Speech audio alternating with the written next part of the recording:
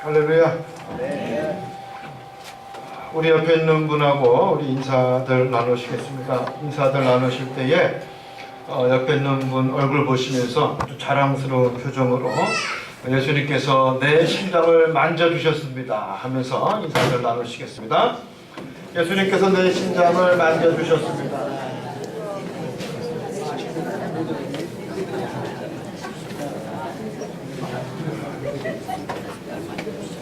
아무나 우리 예수님께서 심장을 만져주시는 게 아니에요.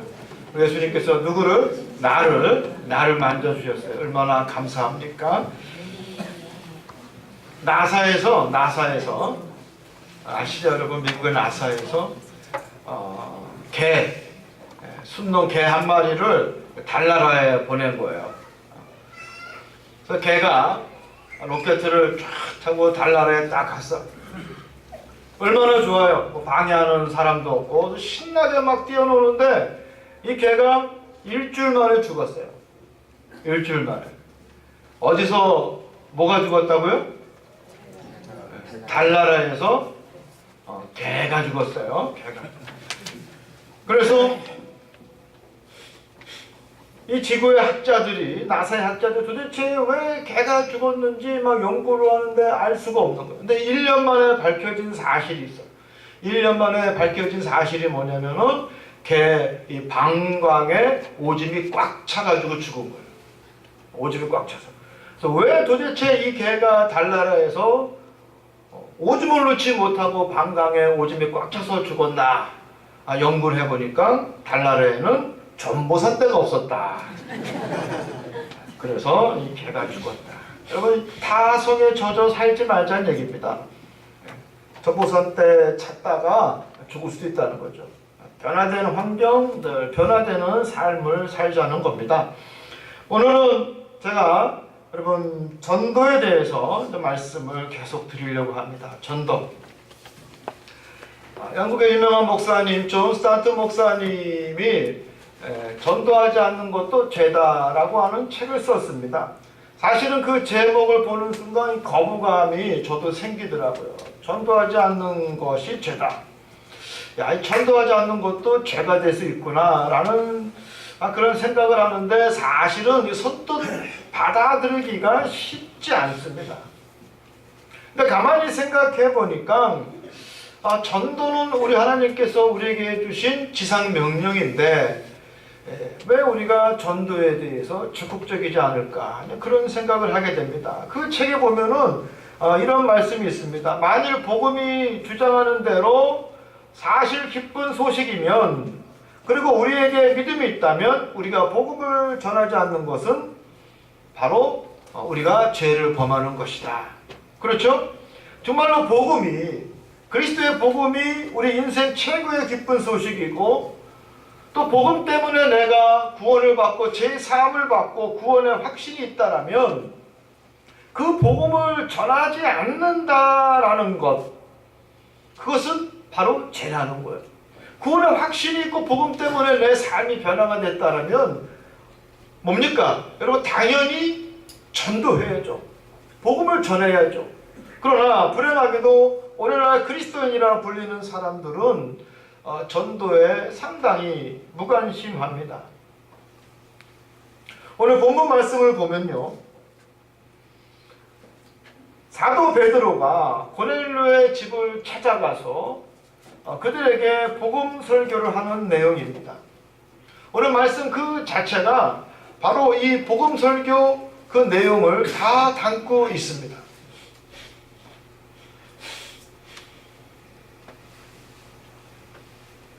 그 말씀으로 인해서 고넬료와 그의 친지들이, 또 가족들이, 친구들이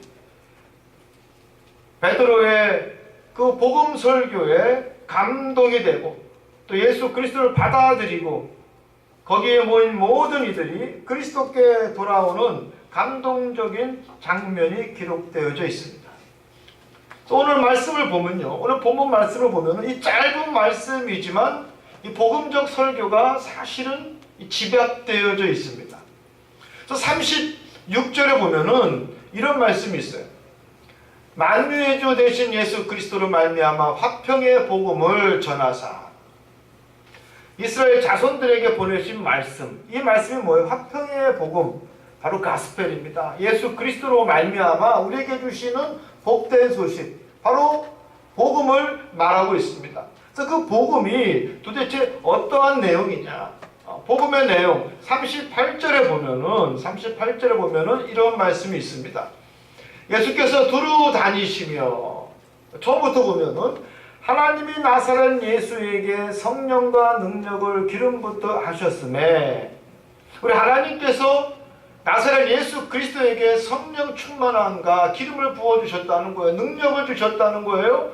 그리고 그 복음의 내용이 뭐냐? 그리스도 예수께서 두루 다니시면서 선한 일을 하시고, 이 선한 일 가운데는 어떤 일이 있습니까? 병든 자를 불쌍히 여기시고 그들을 일으켜 세우시고, 감긴 눈을 뜨게 하고, 중증병자를 일어나게 하고, 나병 환자를 고치시는 이 모든 것이 선한 일이죠. 또한 귀신 들림, 마귀에게 눌린 모든 사람을 고치셨으니, 이게 바로 복음의 내용이에요.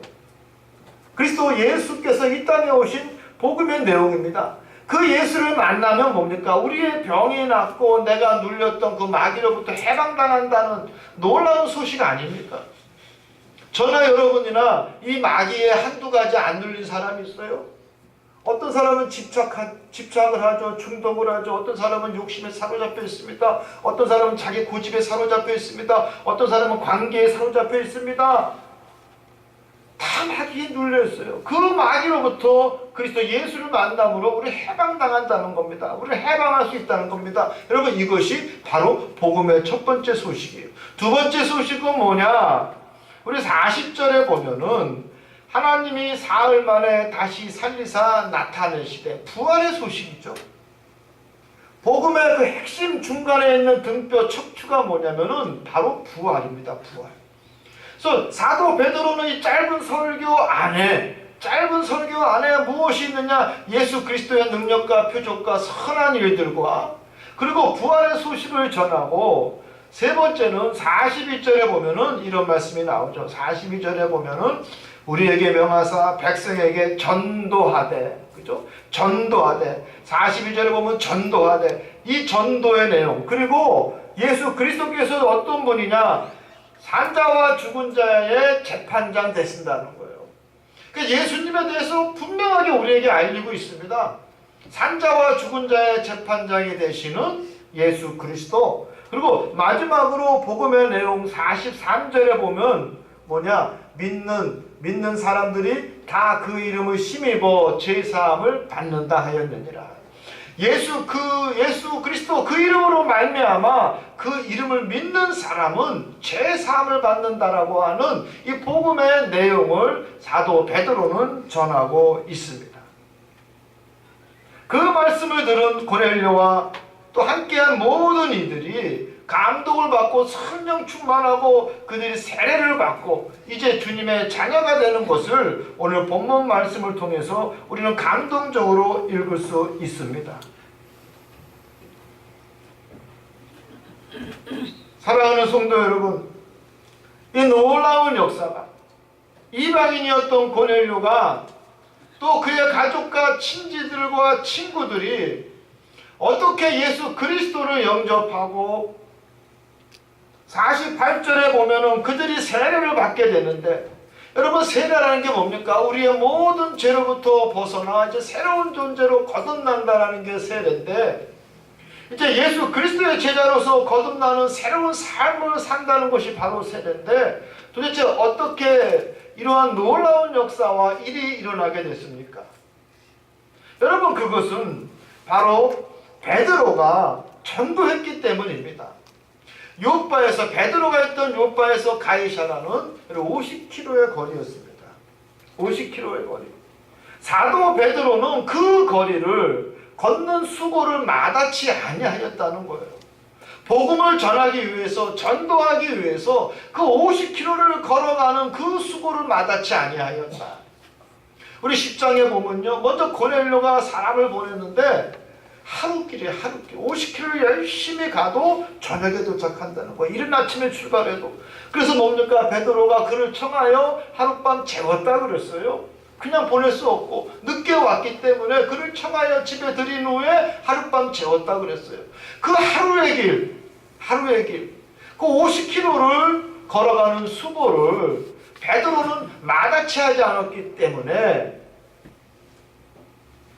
베드로는 고넬료의 집에 갈 수 있었습니다. 그래서 그들에게 전도 설교를 했습니다.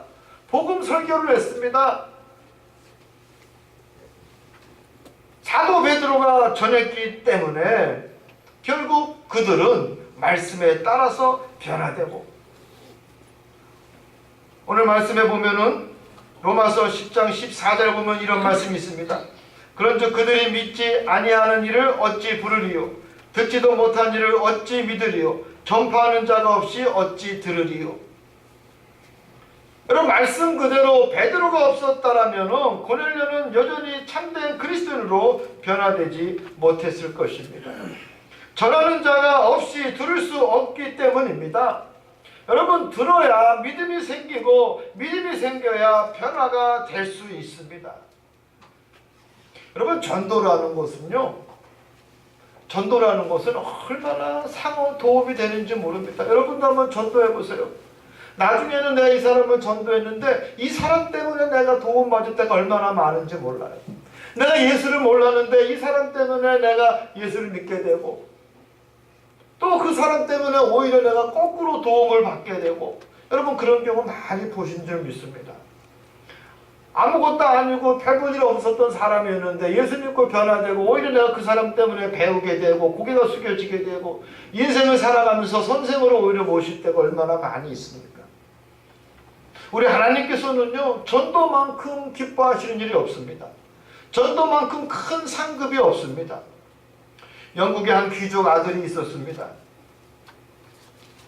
이 아들은 하루는 귀족의 부잣집 아들이 시골로 가서 이 강에 가서 수영을 하다가 물살이 센 곳을 만나서 그냥 허우적거리면서 빠져 죽을 위기에 있었습니다. 그때 가난한 농부의 아들이 그 모습을 보고 자기도 위험하지만 뛰어들어서 그 소년을 구해줬습니다. 둘은 친구가 됐어요. 그래서 하루는 그 귀족의 아들이 그 가난한 농부의 아들에게 말합니다. 친구야, 자네 소원이 뭐냐? 나는 앞으로 커서 의사가 되고 싶은데 너무나 가난하고 9 형제가 있으니 그들을 먹여 살려야 되기 때문에 나는 의사가 될 수가 없어. 그 얘기를 들은 이 귀족 소년은 그 친구의 소원을 들어주기로 작정을 합니다. 그래서 그를 런던에 불러서 그를 공부시켜서 그 친구는 드디어 의사가 됩니다. 얼마나 아름다운 얘기입니까? 또 이 귀족 소년도 26세 하원 의원이 되는 승승장구하는 정치인의 인생을 살게 됩니다. 그러다가 어느 날 이 하원 의원이 된 친구가 폐렴에 걸려서 사경을 헤맵니다. 이 당시만 해도 이 폐렴은 아주 치명적인 병이었습니다. 걸리면 죽을 수밖에 없는 치명적인 병이었습니다. 그러나 다행히 페니실린이라고 하는 새로운 약이 개발됐습니다. 이 페니실린이라는 약을 누가 만들었느냐? 바로 그 가난한 농부의 아들이었던 1945년 노벨 의학상을 받은 알렉산더 플레밍이었습니다. 또다시 알렉산더 플레밍이 바로 그 친구의 생명을 살린 겁니다. 다시 살아난 그 친구의 이름은 바로 영국의 위대한 수상이 되었던 처칠이었습니다. 한 사람의 생명을 살려주고 또 그 친구를 위해서 공부를 시켜주고 다시 그 친구는 또 처칠의 생명을 살려주는, 여러분 아름다운 관계의 이야기 아닙니까? 우리 하나님께서는 이와 같이 주님 안에서 전도하는 사람들에게 놀라운 혜택과 은혜를 허락해 주신다는 것을 잊지 않기를 간절히 소원합니다. 여러분 가장 큰 은혜는요, 사람을 살리는 겁니다. 가장 큰 은혜는 사람을 살리는 거고, 사람을 살린다는 것은 영적인 구원입니다. 그 영혼의 구원입니다. 바로 내가 말함으로, 내가 말하고 전함으로, 내가 그리스도의 증인이 됨으로, 내가 전도함으로 그 사람의 생명이 새롭게 변화되고 그의 영혼이 구원받는다라는 것입니다. 여러분, 이 놀라운 일에 참여하고 결코 이 놀라운 일에 주저거리지 않는 여러분이 되시기를 주님의 이름으로 축원합니다. 우리가 전도하다 보면은 그럴 때가 있어요. 내가 이 사람 전도해야 되나? 내가 굳이 이 사람에게도 전도해야 되나? 우리의 마음속에 편견이 있습니다. 여러분, 저도 사람인지라 때로는 이런 사람은 참 전도해봐야 골치 아프겠다, 뭐 그렇게 보이는 사람이 가끔 보여요. 가끔. 자주는 안 보여도 한 1년에 한 번씩 이렇게 보면은 이 사람은 참 골치 아픈 사람이구나, 참 심성이 참 곱지 않다, 뭘 해도 어렵겠다, 그런 사람이 한 1년에 한 번 정도는 보여요. 그러나 여러분, 말씀 보십시오. 오늘 말씀 보면요, 고넬료는 이방인이었습니다. 그 로마의 백부장이었어요. 유대인 입장에서는 참 꺼릿지 아주 편하지 않는 사람입니다. 그럼에도 불구하고 베드로는 그 편견을 깨고 고넬료를 찾아가서 복음을 전합니다. 그래서 그 고넬료를 만난 베드로가 뭐라고 이야기하느냐, 오늘 본문 말씀은 아니지만 34절과 35절에 보면은 내가 참으로 하나님은 사람의 외모를 보지 아니하시고 각 나라 중 하나님을 경외하며 의를 행하는 사람은 다 받으시는 줄 깨달았도다 라고 말하고 있습니다. 무슨 말씀입니까? 사람의 생각이나 판단이 아니라 우리 하나님께서 정하신다는 거예요. 하나님께서 택하신 사람, 하나님을 경외하는 사람, 그 어떤 사람이든지 간에 우리 하나님은 다 받으신다는 거예요. 내가 선택하고 내가 좋은 대로 내 판단대로 복음을 전하는 것이 아니라 하나님이 원하시면 우리는 누구에게든지 간에 복음을 전해야 한다는 것입니다. 하나님이 우리를 보내면 우리는 가야 되는 거고, 하나님이 우리의 입을 열면은 우리는 복음을 전해야 한다는 것입니다. 다만 우리는 그리스도의 증인이 되어야 합니다. 예수 그리스도의 증인이 되어야 합니다. 그래서 오늘 말씀 39절에 보면 이런 말씀이 있습니다. 베드로가 고넬료와 그 친구들에게 뭐라고 이야기하느냐, 우리는 유대인의 땅과 예루살렘에서 그가 행하신 모든 일의 증인이라 그랬어요. 베드로의 자기 정체성, 자기 아이덴티티 가운데 하나가 뭐가 있냐, 나는 그리스도의 뭐예요? 증인이라. 우리도 그렇습니다. 우리도 바로 그리스도 예수의 증인이 되어야 합니다. 여러분, 십자가의 사랑을 믿으십니까? 구원의 확신이 있습니까?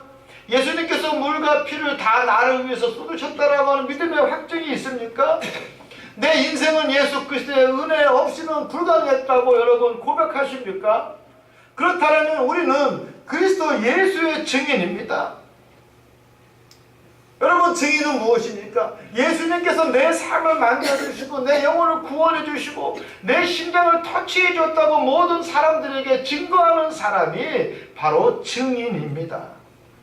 사랑하는 성도 여러분, 예수 그리스도가 우리의 주님이시라는 사실을 여러분의 사랑하는 사람들에게 증거하는 여러분이 되시기를 주님의 이름으로 축원합니다.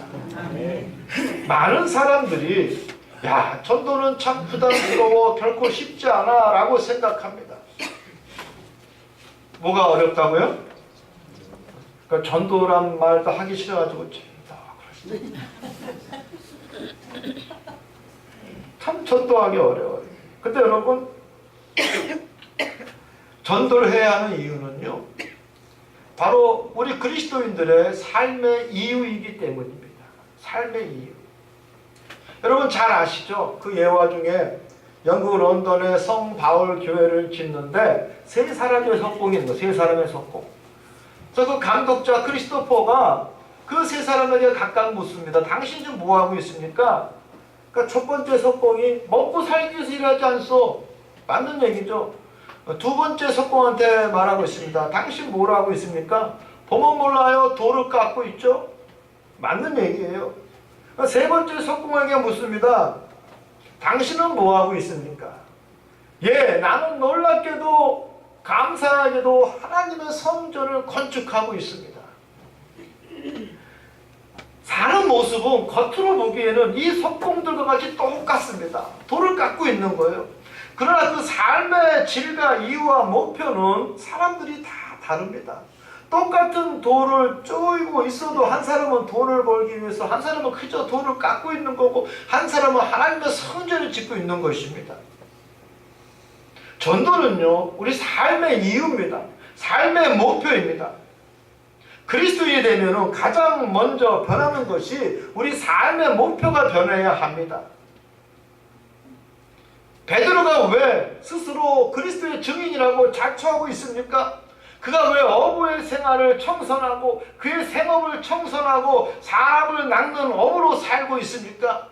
여러분, 그 이유는 간단합니다. 베드로가 바로 예수님을 만났기 때문에 그는 그리스도 예수의 증인이 되었습니다. 그의 삶의 목표가 변했다라는 겁니다. 사랑하는 성도 여러분, 예수님을 만나는 순간 우리의 삶도 변해야 됩니다. 삶의 이유와 목표가 변해야 합니다. 베드로는 예수님을 만난 순간 우리 예수께서 그에게 주시는 말씀이 있습니다. 너는 나를 따라오라. 이제 내가 너를 사람 낚는 어부가 되게 하리라. 여러분, 우리 코끝에 호흡이 딱 멈추면요, 물고기 아무리 잡아봐야 갖고 갈 수 있어요, 없어요? 못 갖고 갑니다. 못 갖고 가요. 요즘 뭐 대하 처리해가지고 대하 잡는 것도 보여주고 전어 잡는 것도 보여주는데, 아무리 많이 잡아봐야 이 코끝에 호흡이, 여러분 한번 손가락을 이 코에 한번 대보세요. 별거 아니에요. 이게 멈추면은 아무리 내가 대하를 많이 잡고 자연산 전어를 많이 잡아봐야 여러분 소용없습니다. 베드로는 예수 그리스도를 만나는 순간 고기를 잡는 어부가 아니라 사람 낚는 어부로 하나님께서 새롭게 쓰셨고, 그는 그 사실에 순종하고 죽는 그날까지 예수 그리스도를 증거하는 증인이 되었다는 것을 여러분 기억하시기 바랍니다. 썩는 것을 구하는 것이 아니라 썩지 아니할 것을 구할 줄 아는 여러분이 되시기를 원합니다. 여러분의 삶의 이유가 무엇입니까? 먹고 살기 위해서, 돈 많이 벌기 위해서, 명예와 권력을 얻기 위해서. 어제 아주 놀라운 일이 있었죠. 갑자기 북한에서 황병서 총정치국장, 또 최일용의 김양건, 이런 거물들이 딱 떴단 말이에요. 근데 사실은 이 사람들이 오기 한 이틀, 3일 전에 여러분 아시는 분도 있을 거예요. 카톡이나 이런데 쫙 퍼진 루머가 있었어요. 뭐냐? 북한 내부에서 쿠데타가 났다는 거예요. 쿠데타가.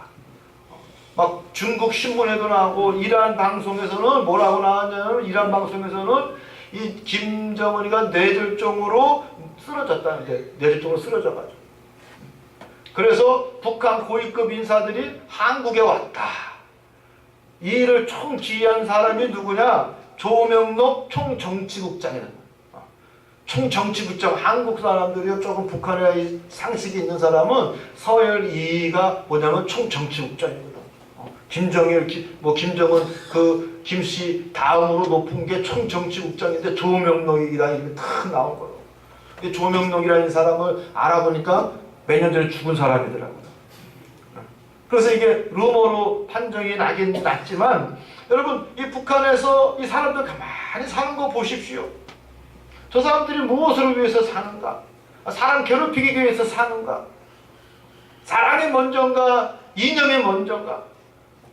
자기 동족 죽여가면서까지, 피를 흘리면서까지 저들이 말하는 이념이 과연 무엇일까? 여러분, 이념을 위해서 사십니까? 명예를 위해서 사십니까? 그러나 다 헛되니다. 영원히 변하지 않는 것, 썩지 않는 것, 여러분, 그것이 우리 삶의 목표가 되어야 되고 이유가 되어야 될 줄 믿습니다. 사랑하는 성도 여러분, 베드로처럼 증인으로서 증언하며 사는 여러분이 되시기를 주님의 이름으로 축원합니다. 여러분, 주보에 보시면 이런 이 조그만 이 표가 하나 있을 거예요. 여기에 보시면은 꼭 전도할, 인도할, 사랑하는 사람의 성명을 적어주세요. 초청주일 11월 16일까지 전도할 VIP 이름을 적어주세요. 여러분 이 이름을 적으셨어요? 저 뒤에 책상에 두고 가시기 바랍니다. 그럼 제가 회수해서 계속 새벽마다 그 이름을 불러가면서 여러분과 함께 기도하겠습니다. 여러분 주변에 있는 진정한 VIP가 누굽니까? 한편으로는 웃겨요. 어제도 보면은 그 황병서라고 하는 사람이 박근혜 대통령을 그렇게 막 쌍소리까지 섞어가면서 욕을 했다는데 VIP야. 보통 VIP가 아니라 VIP야 그 사람이. 여러분 진짜 VIP가 누구냐? 진짜 VIP는요 여러분 주변에 있는 사람들이에요. 여러분 주변에 아직도 아파하는 사람들이 많고요, 슬퍼하는 사람들이 많고요, 괴로워하는 사람이 많고요, 분노 속에 사로잡힌 사람이 많고요, 자기 실망감 때문에 인생을 후회하는 사람도 많고요, 우울증 걸린 사람도 얼마나 많은지 모릅니다. 여러분 그들을 향해서 손을 잡아주세요. 여러분 그들이 진정한 VIP입니다. 그들을 전도할 때 여러분의 이름은 하늘나라 우리 아버지께서 얼마나 기뻐하실지 모릅니다. 주님께서 주시는 놀라운 상급이 있습니다. 여러분 그 사람 때문에 여러분이 세움을 받습니다. 여러분 잘 생각하셔서 여러분 주변에 꼭 전도해야 할 혹은 태신자들 혹은 실망한 사람들 이름을 적으셔서요 여러분 그분들을 위해서 기도하십시오. 우리 교회에서도 그분들이 꼭 교회에 올 수 있도록 여러 가지를 준비하겠습니다. 그래서 여러분 그들에게 복음을 전함으로 그들에게 새로운 생명을 주는 주님의 증인이 되기를 주님의 이름으로 축원합니다. 이 존 스타트 목사님이 쓴 전도하지 않는 죄에서 보면은 영국 교회가 침체한 이유에 대한 보고서가 있어요. 영국 교회가 왜 침체하고 성장하지 못했느냐 그 보고서의 내용을 보면은 이런 말이 있습니다. 전도를 방해하는 방해물들 가운데 하나가 하나님에 관한 일들을 말하기를 부끄러워하는 과묵스러움이다. 하나님에 관해서 말하기를 부끄러워하는, 전도하기를 부끄러워하고 침묵으로 일관하는 그 과묵함이 영국 교회 침체의 이유라고 보고서에 나와 있습니다. 근데 여러분 오늘날 우리도 똑같습니다. 우리는 말씀에 대해서 얼마나 과묵한지 몰라요. 복음에 대해서 얼마나 과묵한지 몰라요. 우리는 전도에 대해서 우리는 침묵을 지키고 있습니다. 그러나 하나님은 결코 그것을 원하지 않습니다. 여러분 베드로를 보십시오. 사도행전 4장 20절에 보면은 그들에게 복음을 전하지 못하도록 제사장이 명령하자 사도행전 4장 20절에 보면은 사도 베드로가 뭐라고 말하고 있습니까? 사람의 말을 듣는 것이 하나님의 말씀을 듣는 것보다 좋은가? 어느 것이 옳은가? 내가 사람의 말을 들어야겠는가? 하나님의 말을 들어야 되는가? 나는 내가 보고 들은 것을 말하지 아니할 수가 없다라고 베드로는 말하고 있습니다. 사랑하는 성도 여러분, 결코 복음에 침묵을 지키지 마시고, 요즘 보면요 전도 못하는 이유가 얼마나 많은지 몰라요. 전도 못하는 이유가 아마 12가지도 아마 넘습니다. 이런 이유 저런 이유 그런 시대가 지났습니다. 여러분 그래도 전도하는 교회가 세워집니다. 전도하는 교회가 부흥합니다. 선교하는 교회가 부흥합니다. 전도하고 선교하는 교회 치고 부흥하지 않는 교회가 없습니다. 사랑하는 성도 여러분, 이제 우리의 마음을 새롭게 다짐하고 정말로 울고 있고 낙심하고 자기의 마음을 마귀에게 내준 그 수많은 영혼들을 여러분의 손을 통해서 구원하시기를 주님의 이름으로 축원합니다. 기도하겠습니다. 할렐루야. 하나님, 이 시간 우리 모든 성도들이 예수 그리스도의 복음의 증인이 되게 하시고 전도하는 데 과묵하지 않는 모든 성도들 되게 하여 주시옵소서. 우리 하나님께서는 우리에게 복음을 전도를 부탁하지 아니하셨습니다. 우리에게 명령하셨습니다. 이 사실을 깨닫게 하시고 주의 명령에 순종하고 응답할 수 있는 우리 모든 성도들 되게 하여 주시옵소서. 하나님의 열심을 우리의 심장으로 느끼면서 우리도 열심으로 전도하는데 부족함이 없는, 전혀 주저함이 없는 모든 성도 되게 하여 주시옵소서. 그러므로 지금도 힘들어하고 낙심하고 있는 수많은 영혼들을 구원하고 그들을 새로운 인생의 기쁨으로 인도할 수 있는 저희들 되게 하여 주시옵소서. 예수님의 이름으로 간절히 기도드리옵나이다. 아멘.